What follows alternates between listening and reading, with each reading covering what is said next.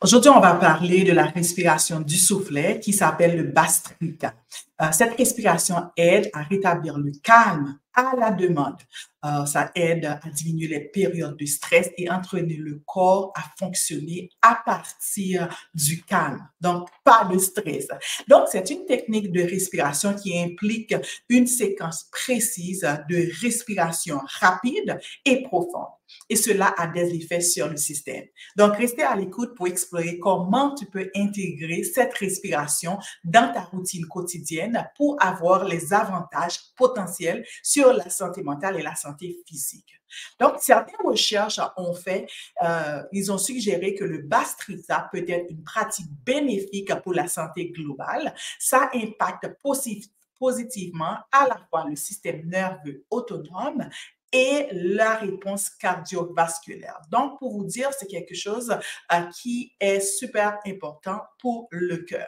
Donc, ils ont fait des recherches sur 50 hommes pendant 12 semaines. Et pendant ces 12 semaines-là, des gens avaient une meilleure posture, ils avaient les jambes croisées, le corps droit, la tête et le cou très droit. Donc, la séquence de respiration elle-même consistait en 10 respirations.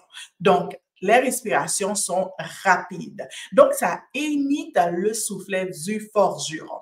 Donc, cette respiration se faisait en gonflant l'abdomen et l'inspiration et l'expiration se faisait en rentrant le ventre, soufflé comme dans un soufflet. Chaque cycle a été répété jusqu'à 3 fois avec des moments de repos. C'est quoi les avantages de cette respiration? On a trouvé multiples avantages. On a eu une augmentation de l'activité parasympathique. Donc, ça veut dire qu'une diminution du stress. Le système parasympathique aide à la détente, aide à la digestion. On a remarqué aussi une diminution de la fréquence cardiaque, une diminution également de la réponse au stress grâce à la rétention de la respiration. Il y a eu aussi une diminution de la distraction. Donc, ça aidait les gens à se focaliser sur des tâches bien définies. Ensuite, ça avait des améliorations dans les performances également aérobies.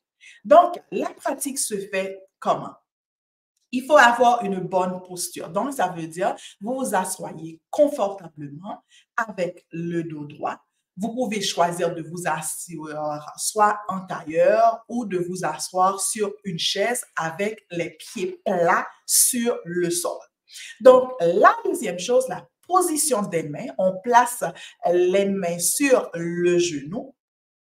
Par exemple, avec les bouts des pouces ou des index touchants, tu peux choisir exactement ce que tu veux. Tu t'assois, mais il faut s'assurer que les pieds soient au sol. Donc, on va fermer les yeux. Pourquoi? Pour augmenter la concentration. Donc, parce qu'on va avoir toute la concentration sur la respiration et on veut cette énergie interne-là. Donc, la respiration initiale se fait comment? On commence par prendre quelques respirations profondes et relaxantes pour préparer le système respiratoire. Ensuite, on commence le début du Bastrika. Comment est-ce qu'on le fait? On commence à respirer rapidement et profondément par le nez en utilisant l'abdomen pour gonfler et dégonfler rapidement. Donc, il faut maintenir un rythme énergétique. Ça veut dire que ce soit l'inspiration et l'expiration se fait assez rapidement, autant que possible. Donc, et les mouvements doivent être puissants et rapides. Donc, il faut s'assurer aussi que l'abdomen se gonfle pendant l'inhalation. Ça veut dire que quand vous inspirez, l'inhalation, ça veut dire faire rentrer l'air par le nez. Donc, il faut s'assurer que le ventre se gonfle et se contracte pendant l'expiration. Donc, cela implique une utilisation active du muscle du diaphragme. OK? Donc, Les nombres de répétitions, ça peut être 10 à 15 répétitions. On suggère de commencer par des petites séries jusqu'à ce qu'avec la pratique, vous êtes capable de bien le faire et vous allez augmenter le nombre d'inspirations et d'expirations.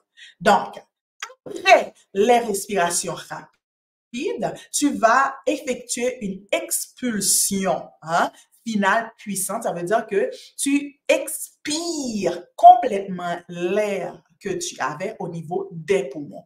Après, on prend une pause. À chaque série, c'est important de prendre la pause. Donc, la pause, c'est comme respirer normalement pour permettre au corps de s'ajuster. Donc, en ce qui a trait à la répétition des séries, vous pouvez répéter ces séries de Bastrika selon ton niveau de confort et la pratique. Donc, plus que vous pratiquez, plus que vous allez être confortable. Donc, tu peux augmenter progressivement la durée et le nombre de séries. Donc, maintenant, on va y aller à la pratique de la respiration. Donc, je vais me mettre ici comme ça, devant. Vous allez voir quand vous inspirez,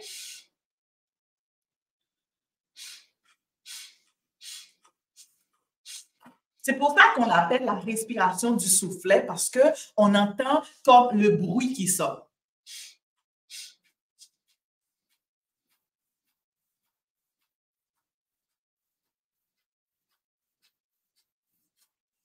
On gonfle et on le fait assez rapidement. OK? Donc, on va le pratiquer. On va faire 10 inspirations, 10 respirations pour compléter la série du Bastrika. J'aime mettre la main sur l'abdomen parce qu'en mettant la main sur l'abdomen, je suis capable de vraiment ressentir le mouvement. Ça va être à votre discrétion, OK? Mais je t'invite à le faire et à fermer les yeux. Donc, pratique avec moi la respiration. Je vais mettre une autre vidéo où la respiration sera seule, donc où je ne parlerai pas sur cette vidéo, d'accord? En attendant, on va pratiquer. On met la main sur le ventre, on gonfle l'abdomen. Souvenez-vous que cette respiration, c'est seulement par le nez, OK?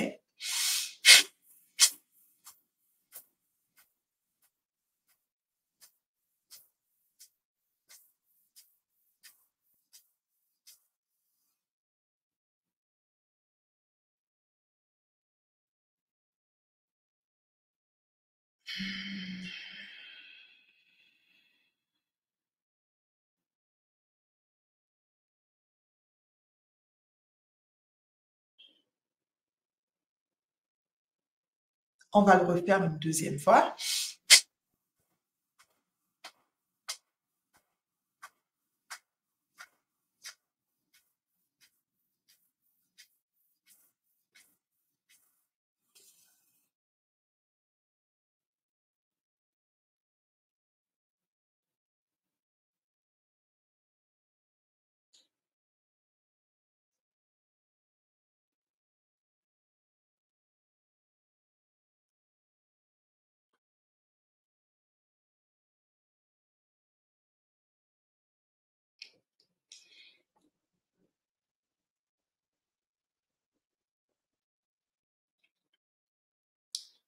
Dis-moi, qu'est-ce que tu avais ressenti en faisant la respiration?